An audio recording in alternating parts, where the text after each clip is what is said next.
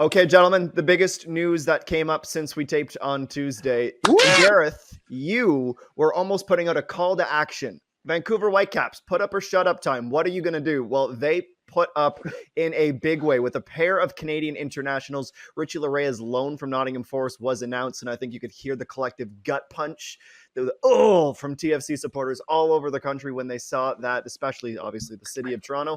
And then, no small signing. This one hasn't been made official at the time of this recording, but Manuel Beth, amongst others, reporting that Sam Adekubi is also heading his way. Sorry, my parents' kitten is trying to destroy my setup here. Just your thoughts initially, Gareth, on the takeaway. How significant are these two moves for Axel Schuster and the Caps? Huge. I love both of these moves for multiple reasons. First of all, when you play this, 3-5-2 or some version of it formation that Vanni Sartini plays, it's okay to overspend in those wide wingback areas. There's exceptional value in those players. They're critical in terms of the way that this team plays, and I think they've upgraded in both of those areas. This immediately puts the Vancouver Whitecaps, for me, from an analytics data perspective, they're right near the top of the teams in Major League Soccer in terms of their output. I think this might take them up a notch or two in the Western Conference and turn them into a true contender. These are two potential difference makers. Larea playing down the right. Adekubi can now play on the left side. As a left wing back, he can play on the left side of a back three as well. There's versatility there. You bring Ali Ahmed, play him inside rather than on the flank as well. There's a knock-on effect here. And I don't mind if you're spending considerable dollars on these two players, because the Vancouver Whitecaps have the ability to do that. And if you're going to do that, playing this way in this formation is something that you can totally capitalize on the value of these players. I also love the fact that this is pure spite towards Toronto FC, like an in-your-face dunking on moment by the Vancouver Whitecaps on Toronto FC. Let's make no mistake here. Like, for months on end, Toronto FC have tried to get this deal done. The finances proved to be too tight. Larea made it clear that he wanted to, potentially remain in Toronto. It didn't seem like he was keen on a move abroad. Instead, they can't put up the dollars or make the requisite move to make that deal happen. And the Vancouver Whitecaps swoop in. Gets to stay in this country. He's a family man. As much as some others say, well, you could have gone and played in Europe and maybe that's better for your career. This is what's better for Richie and what's best for his family right now. And he's going to be an elite. If he's not the best right wing back in Major League Soccer, he's right up there atop the pile. And he's Canadian.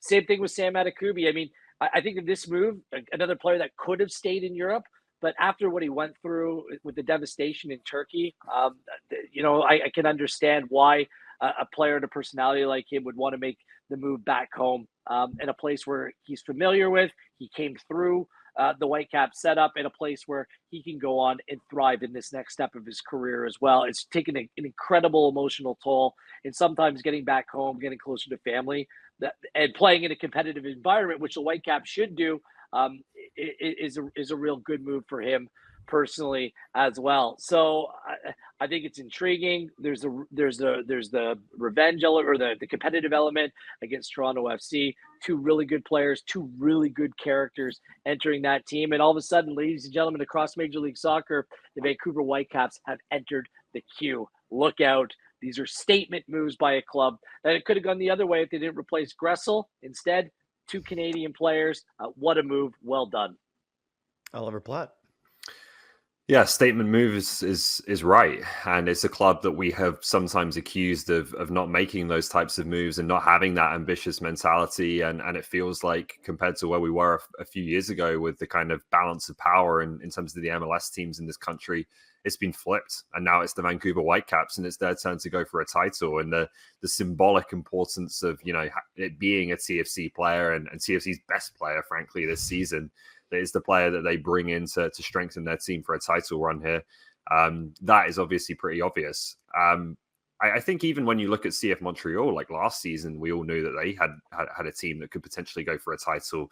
And when it got to this summer window, they didn't really make the moves, I felt, to really back Wilfred Nancy and say, we believe in this team. We believe we can win an MLS Cup. Vancouver, again, is going out there and doing it and being aggressive and not worrying necessarily about what it looks like in 2 years' time or 3 years' time. we've got a team right now that we believe can go for a run at MLS Cup. So let's put everything in, all our chips on the table to try and do that. And I think these were the positions when you look at their team that they absolutely needed to strengthen, both in terms of the existing options they have, but also, like Wheels talked about, the way they play, whether it's a back five or a back four. There's not really any wingers in front of the fullbacks or the wingbacks for Vancouver. They're tasked with, running that entire flank on their own. You need top players. You need some of the best players in their positions in MLS to really make that system work. I think it's held them back a little bit at times this season. Now they've got two in Adekubi and Larea on either side who should be as good as any in MLS in their respective roles. So you love to see a club, again, really going for it and getting two players and Canadian players as well, who I think are going to have a massive impact on their season and the run in it.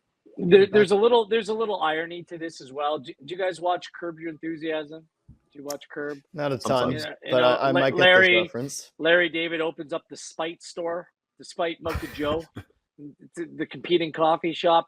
I mean, this is a spite move from Vancouver Whitecaps, and I'm all there for it because right in the explanation, I'm not sure when the reporters put it out, it was that the aim is to have Larea, help the team into 2026 where they're hosting a home World Cup and you're building around Canadian players. And there's some big names now, Adekubi and Larea and Ahmed, that are part of the Vancouver Whitecaps setup.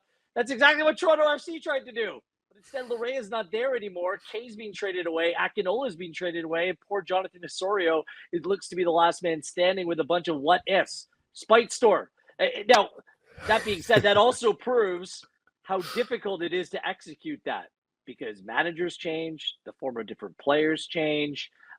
We'll see where the Canadian men's national team lines up. So I understand the thought process. It's very difficult to execute, but I appreciate the spite. I want to frame this next question carefully because, and I'm still reeling from Spite Store. I think that's fantastic. It's a brilliant episode. Brilliant. What makes this so curious to me in a lot of ways, and obviously Major League Soccer has made a big deal with Messi, and we'll speak about Messi a little bit later, but their desire to be one of the top leagues in the world. I'm wondering how you think, Ollie, this shifts the narrative. I know there is... on the John Herdman bingo card or John Herdman drinking game, if age appropriate, tier 1 opponents, tier 1 leagues. He wanted his players in Europe. Obviously, I think a lot of players still want to go to Europe, but to have two Canadian internationals come back to Major League Soccer, what do you think that says about where MLS is going and how the Canadian program might feel about these moves? Well, I would think that John Herdman would prefer these two players to stay in Europe and to try and push to play in major leagues in Europe, because that is something he consistently talks about, like you said, as being really important for his team. I don't think there's any question about that. But like you're seeing, I think that there are different things that players have to weigh up when they make a move like that. And I can't blame Richie Larea or Sam Adekubi for making the decision they've made, because they're two players. Larea didn't really work out at Nottingham Forest. Adekubi's been at kind of a mid-level club at Turkey. Obviously had his time at a top club in that league in the second half of last season, but they were probably both looking at moves somewhere in Europe where they're not bad moves, but they're moves that don't come with any guarantees, right? You're going to have to be scrapping for your place. You're probably not going to be playing, in the Premier League or at least at a very high level of one of those leagues. You're looking at kind of a mid to lower club in one of those top leagues. Different country, different language, like all of the different things that come with that, it's difficult. And so then when someone puts on the table, you can come to Vancouver, amazing city, you're totally familiar with your surroundings, you're not at home in Larea's case, but in your home country. The money is good, you're assured of your place in the first team, you've got good teammates, you're playing for a strong team that's going for a playoff run and trying to win a title. Like it starts to sound like a pretty straightforward decision to me. So from a competitive point of view of what is absolutely going to push these guys the most, I'm sure that Herdman probably would prefer them to be in Europe and still trying to carve out a career there. But when you think about, financial security, you think about your family, you think about what you want to achieve in the last few years of your career, I understand why this appeals more to these players. And that's kind of the battle that I think is going to continue to happen in terms of what decisions they make, whether they decide to go on that tough path to Europe, which doesn't always work out, probably works out less often than it does, or if you go to a good league in MLS that's growing and that offers you a very secure place to play your football at a good level. And like I said, I can't blame either player for choosing that option in this case. No, and it's not John Herdman's decision to make, is it? No, it's a personal decision for the players. And if New Zealand comes around or whoever else comes around, every individual, if you're a coach, a manager, a staffer, a player, you're going to make the decision that's best for you. So the players have made the best decision in their interest, and hopefully provides them the high standard of football that's required in order to take them through and ensure their position in the team come 2026. So I don't think it's that risky of a proposition. But again, things change quickly in football, and you never know. You can go off to Europe and it doesn't pan out, and things can go pear-shaped there as well. So do what's best for you. That would be my recommendation to any player in a likewise situation. Certainly the scouting that John Herdman will be doing on those two young men just got a lot easier as a man who calls Vancouver home right now himself. It'd be a BC Place quite a bit, I imagine. And speaking of BC Place, it'd be pretty neat to see either both debut against Tigres in the Leagues Cup, but more on that conversation a little bit later on. We do have to share some more love. We gave the love where it was deserved to Sam Adekubi and to Richie Larin, but how about Cyle Larin, Gareth Wheeler? What a bit of business that had been from Valladolid to pick him up on the cheap and flip him for nearly 10 million Canadian dollars as he'll be headed to Mallorca, an island boy next year.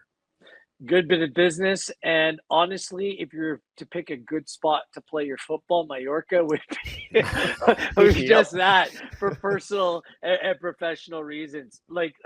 Look, no matter where it is, he's going to be playing at a good level.